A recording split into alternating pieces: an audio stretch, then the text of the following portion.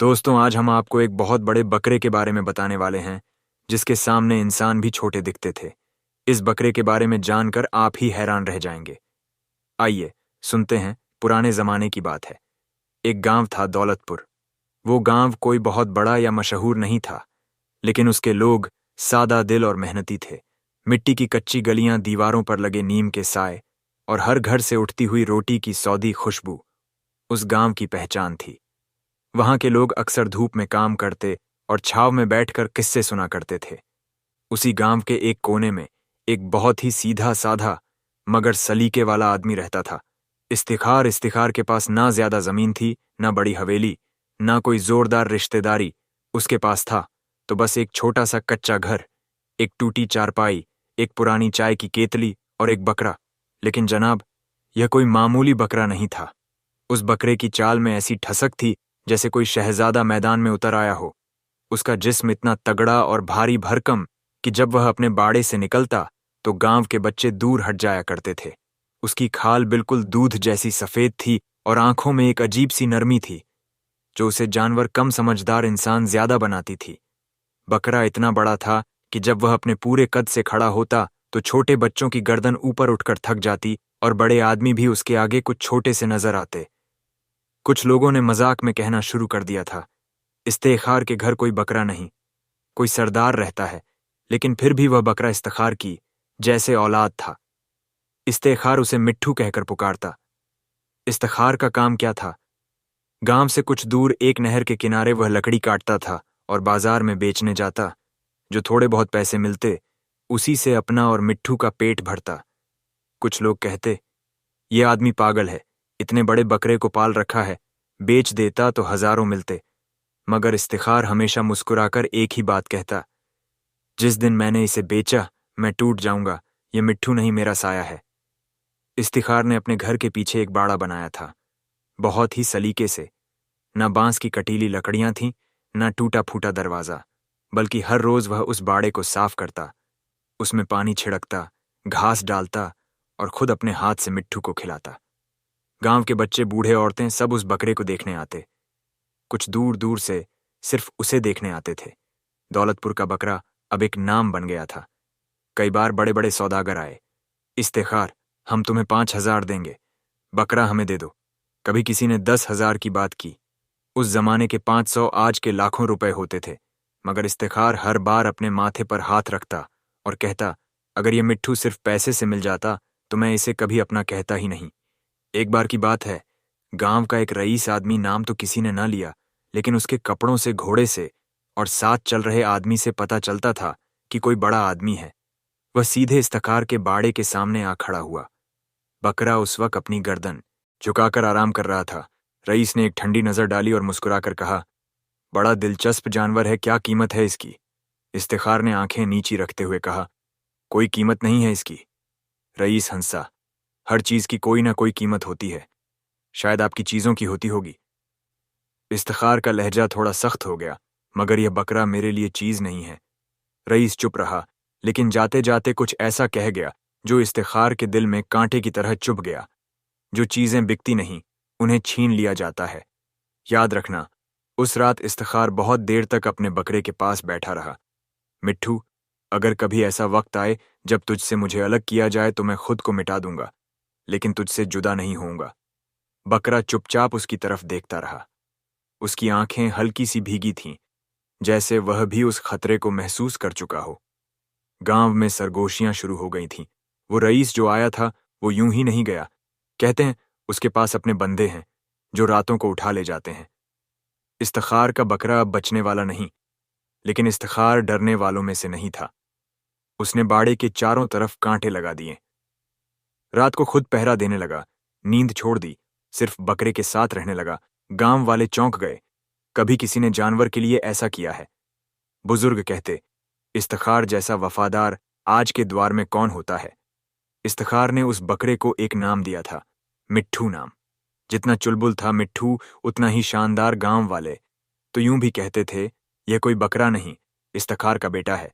उसका हाल पूछो तो नहीं बताता, लेकिन मिट्ठू की तबीयत में जरा सा फर्क आ जाए तो बेचैन हो उठता है। वक्त यूं ही गुजरता गया। मिट्ठू हर दिन और ज्यादा ताकतवर, खूबसूरत और सलीकाशुदा होता जा रहा था। उसके जिस्म पर ऐसी चमक थी कि धूप उसमें छिप जाती, और उसकी चाल में ऐसी ठहराव कि जैसे कोई बूढ़ा सैकड़ों राज समेटे हुए चल रहा हो। मगर फिर एक दिन वह हुआ जो इफ्तिखार ने कभी सोचा भी नहीं था। दौलतपुर से दूर एक बड़ी सल्तनत थी, ऊंचे किले, पत्थर की मजबूत दीवारें, और भीतर वह इंसान जो पूरे इलाके का मालिक था। बादशाह वक्त बादशाह शौकीन मिजाज था। उसे घोड़े, तीतर, कबूतर और खासकर नस्ली बकरे पालने का बेहद शौक था। उसके अहाते में बहुत रंग और नस्ल के बकरे थे, मिस्री, पठानी, अफगानी, मगर फिर भी उसका दिल पूरी तरह भरा नहीं था। एक दिन उसके खास मुशीर ने कहा, बादशाह सलामत, एक अजीब बात सुनी है। दौलतपुर गांव में एक गरीब आदमी है। इफ्तिखार उसके पास ऐसा बकरा है जो आपकी सल्तनत में भी नहीं मिलेगा। कहते हैं इंसान उसके सामने बौने लगते हैं और वह उसे मिट्ठू कहकर पुकारता है। बादशाह का दिल धड़क गया, बकरे के दीवाने का दिल। चलो, उसने कहा, देखते हैं कौन है यह मिट्ठू। शाही काफिला दौलतपुर पहुंचा। गांव में गुब्बार उठने लगा। ऊंट, घोड़े, बूटों की आवाज, चमचमाते दस्तार, और उन सब के बीच एक बुलंद आवाज, बादशाह सलामत तशरीफ ला रहे हैं। इफ्तिखार उस वक्त मिट्ठू को चारा डाल रहा था जब उसके दरवाजे पर दस्तक हुई। दरवाजा खुला और सामने बादशाह ने पहली नजर मिट्ठू पर डाली, और वहीं पहली नजर आखिरी साबित हुई। वो बकरा नहीं था, बल्कि कोई अजीब जानवर लग रहा था। गर्दन लंबी, जिस्म चौड़ा, चाल शहजादों जैसी, और आंखों में ऐसी गहराई कि आदमी खो जाए। बादशाह ने धीरे से कहा, इफ्तिखार, ये बकरा हमें दे दो। इफ्तिखार ने पलटकर देखा, कुछ पल खामोश रहा और फिर बहुत सादगी से बोला, बादशाह सलमत, माफ कीजिएगा, ये मिट्ठू मेरे लिए बकरा नहीं, मेरा सब कुछ है, इसे मैं नहीं दे सकता। बादशाह ने मुस्कुराकर कहा, हम तुझे मुंह मांगी कीमत देंगे, जितना बोलेगा उतना मिलेगा। इफ्तिखार ने झुकी आंखों से कहा, बादशाह सलामत, कुछ चीजें सिर्फ शौक से नहीं, मोहब्बत से पाली जाती हैं, और मोहब्बत का कोई सौदा नहीं होता। बादशाह अब थोड़ा संजीदा हो गया। एक बार फिर सोच ले। इफ्तिखार, सोच ले, हम तुझे एक पूरी रियासत दे सकते हैं। गांव वालों की आंखें खुली की खुली रह गईं। एक रियासत सिर्फ एक बकरे के लिए। मगर इफ्तिखार वहीं रहा। मिट्ठू के पास जाकर उसका सिर सहलाते हुए बोला, बादशाह सलामत, अगर मिट्ठू कोई दौलत होती तो कब का बेच देता, मगर ये वो चीज है जो दौलत से बड़ी है। बादशाह के चेहरे पर अब नाराज ही नहीं, हैरानी थी। इस जमाने में जहां बाप बेटा बेचते, वहां एक गरीब आदमी एक बकरे के लिए आधी सल्तनत ठुकरा रहा था। उसने अपनी तलवार का दस्ता थामा, फिर छोड़ा और गहरी सांस लेकर कहा, अच्छा, तेरी मर्जी, हम जबरदस्ती नहीं करेंगे। ये तेरी चीज है, तेरा बकरा है। इतना कहकर बादशाह पलटा और भारी कदमों से चलता हुआ अपने काफिले की तरफ बढ़ गया। मगर उसके जाते जाते गांव में एक खौफ भी छोड़ गया। कुछ लोगों ने कान में कहा, बादशाह यूं खाली हाथ नहीं जाता। वह जब किसी चीज पर दिल हार आए तो उसे हासिल करके ही दम लेता है। और यह बात इफ्तिखार तक भी पहुंच गई। रात को जब वह मिट्ठू के पास बैठा तो बहुत देर तक उसका माथा सहलाता रहा। उसकी आवाज भीग रही थी, मिट्ठू, अगर तुझे मुझसे जुदा किया गया तो यह जिस्म जिंदा रहेगा मगर जान नहीं होगी। मिट्ठू चुपचाप उसके कंधे से सिर सटाकर बैठ गया। सुबह का वक्त था। गांव की मिट्टी से उठती नमी की खुशबू अभी भी फजा में बाकी थी, और नीम के दरख्तों से चिड़ियों की आवाजें आनी शुरू हो चुकी थीं। मगर उस सुबह दौलतपुर गांव में कुछ अजीब सा सन्नाटा था, जैसे कोई खुशी छिन गई हो या कोई बेशकीमती चीज अब किसी की नहीं रही। इफ्तिखार के घर के पास लोग जमा होने लगे थे। वह वही लोग थे जो कल तक मिट्ठू को देखकर वाह वाह किया करते थे। आज उनकी बातों में वाह वाह नहीं, बल्कि तंज, अफसोस और शिकवा था। एक बूढ़ा आदमी, जिसे गांव में अक्सर सबसे ज्यादा समझदार समझा जाता था, बोला, तेरे पास वक्त का बादशाह आया था और उसने तुझसे पूछा था कि मांग क्या मांगता है। उसने आधी सल्तनत देने की बात की थी, आधी सल्तनत, और तूने उसे ठुकरा दिया। दूसरे ने बात पकड़ी, अगर तू मान जाता तो आज तू दौलतपुर का बादशाह होता। तेरा घर, तेरा नाम, तेरी औलादें, सबका जीवन बदल जाता। मगर तूने एक बकरे को इतना बड़ा बना दिया कि दौलत को ठुकरा दिया। इफ्तिखार बहुत खामोशी से सब सुन रहा था, जैसे बारिश में भीगते हुए किसी पुराने दरख्त की तरह खड़ा हो। फिर धीरे से बोला, भाइयों, मिट्ठू मेरा बकरा था, मगर वह किसी औकात से, किसी कीमत से जुड़ा नहीं था। बादशाह ने जो पेशकश की वह उसकी औकात थी, मेरी मोहब्बत की कीमत नहीं। एक नौजवान ताव में आकर बोला, मोहब्बत बकरे से मोहब्बत, तूने हम सबका मौका भी गंवा दिया। अगर सल्तनत आती तो पूरे गांव की जिंदगी बदलती। तू खुद गर्ज निकला। इफ्तिखार बस अपने मिट्ठू को देखता रहा, हमें कभी नहीं देखा। इफ्तिखार ने थोड़ी देर खामोशी के बाद जवाब दिया। ना कोई घुड़की, ना कोई गुस्सा, बस एक थकी हुई सादगी। अगर मेरा बकरा बिकता तो मुझे खुशी नहीं होती, और एक गमजदा बादशाह से हासिल की गई सल्तनत से मुझे गांव का बादशाह नहीं, गांव का गुलाम बना दिया जाता। लोगों ने तंज कसने में देर नहीं की। तेरा मिजाज शुरू से ऐसा ही रहा है, अखड़ जिद्दी और तन्हा सोचने वाला। हमने तो सोच लिया था कि दौलतपुर अब पक्की सड़कों वाला गांव बनेगा, पर तेरा मिट्ठू हमारी तरक्की पर भारी पड़ गया। चलो अब भूगतो, कहते कहते लोग लौटने लगे। कुछ दिन बीते। हर सुबह इफ्तिखार बाड़े में जाता, मिट्ठू को आवाज देता, फिर चारों तरफ देखता और चुपचाप लौट आता। न रोता न चीखता, बस उसके चेहरे पर एक अजीब सी वीरानी होती, जैसे किसी ने उसकी छांव छीन ली हो, मगर उसे उस धूप में जीना फिर भी आता हो। मगर एक सुबह जब लोग नींद से पूरी तरह जागे नहीं थे, इफ्तिखार बाड़े की तरफ गया। दरवाजा खोलते ही जैसे उसके पांव थम गए। बाड़ा खाली था, घास वैसे ही बिछी हुई थी, पानी का बर्तन आधा भरा हुआ था और मिट्टी में मिट्ठू के पैरों के हल्के निशान अभी भी बाकी थे, मगर मिट्ठू मिट्ठू वहां नहीं था। इफ्तिखार खामोशी से वहीं जमीन पर बैठ गया, सिर अपने घुटनों में दे लिया और काफी देर तक वैसे ही बैठा रहा। न चीख, न आह, न सवाल, सिर्फ एक लंबी खामोश सांस, जो किसी उम्र भर की दोस्ती के बिछड़ने का एहसास थी। गांव वालों को पता चला। अब की बार उनकी हमदर्दी के लहजे में भी तंज की मिलावट थी। देखा, समझा, अब वक्त के बादशाह से टक्कर लेना आसान काम नहीं होता। तू उस मिट्ठू के पीछे पागल था और अब तेरा बकरा गया। पता क्या बचा तेरे पास? अब क्या करेगा इफ्तिखार? अब कौन देगा तुझे सल्तनत इफ्तिखार? सब सुनता रहा। उसका चेहरा बिल्कुल पत्थर जैसा हो गया था। फिर एकदम खामोश खड़ा हुआ और बोला, तुम कहते हो मिट्ठू चला गया तो मैं तबाह हो गया। तुम कहते हो मैं बर्बाद हो गया। नहीं भाई, मैं तबाह नहीं हुआ। मिट्ठू एक बकरा था, छोटी सी चीज। मेरी जिंदगी, मेरी सोच उससे कहीं बड़ा है। गांव वाले हंसे, बेवकूफ आदमी है तू मिट्ठू, तेरा सब कुछ था, और अब जब वह चला गया तू कहता है कुछ नहीं बिगड़ा। अरे तुझे कभी समझ नहीं आएगा कि तेरा जिद्दीपन ही तेरी बर्बादी है। इतना कहकर वह लोग फिर से लौट गए, जैसे उन्होंने कोई फैसला सुना दिया हो। वक्त बीत रहा था, गांव का मौसम बदलता रहा, जैसे कुछ भी थमा ना हो, जैसे मिट्ठू की गैर हाजिरी कोई बड़ी बात ही न थी।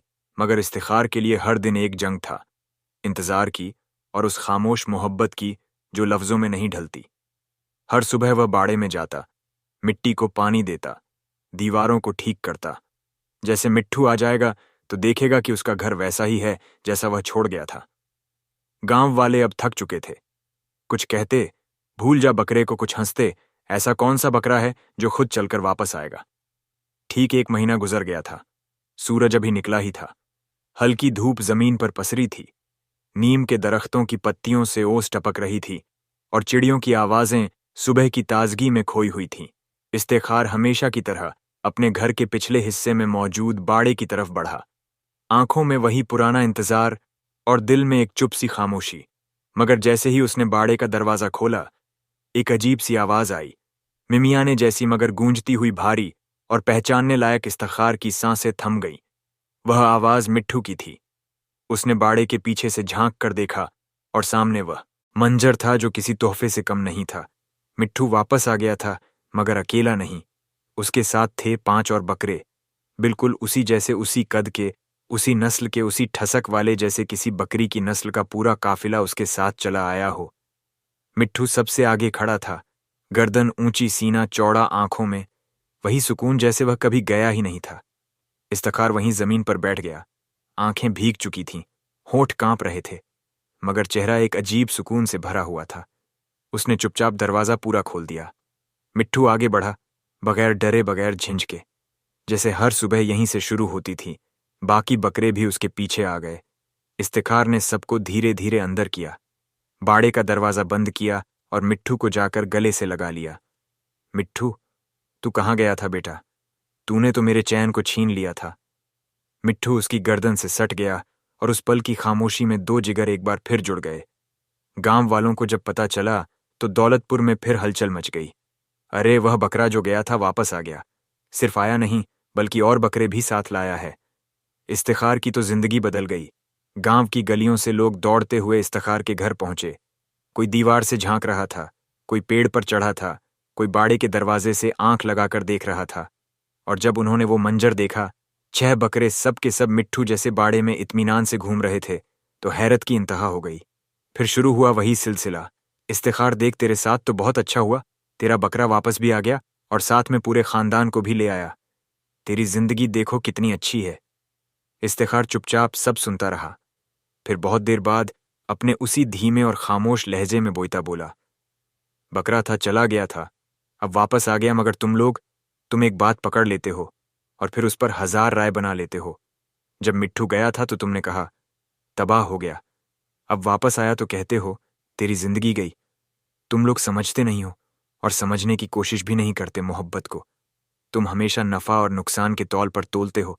अगर मिट्ठू ना भी लौटता तब भी मैं बर्बाद नहीं था, और अब अगर वह लौट आया है तो मैं रईस नहीं हो गया। गांव वाले एक दूसरे का चेहरा देखने लगे। किसी को कुछ कहने के लिए लफ्ज नहीं मिले, मगर इफ्तिखार अब पहले जैसा नहीं था। उसने मिट्ठू को जंजीरों में नहीं डाला, उसे खुला छोड़ा साथ आए। बकरों को भी वैसे ही रखा। हर सुबह उन्हें बाहर छोड़ता और हर शाम उनके साथ वक्त गुजारता। गांव वालों ने अब मान लिया था कि इफ्तिखार सिर्फ एक बकरा पालने वाला नहीं, वो एक रिश्ता पालता था जो सिर्फ समझने वालों के हिस्से आता है।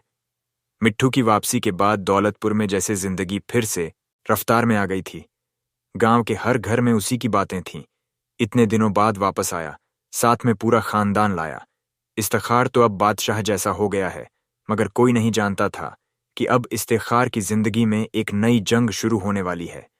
जंग बकरों के साथ और अपने ही गांव वालों की सोच के खिलाफ। वह सब बकरे जो मिट्ठू के साथ आए थे, पूरे के पूरे जंगली थे।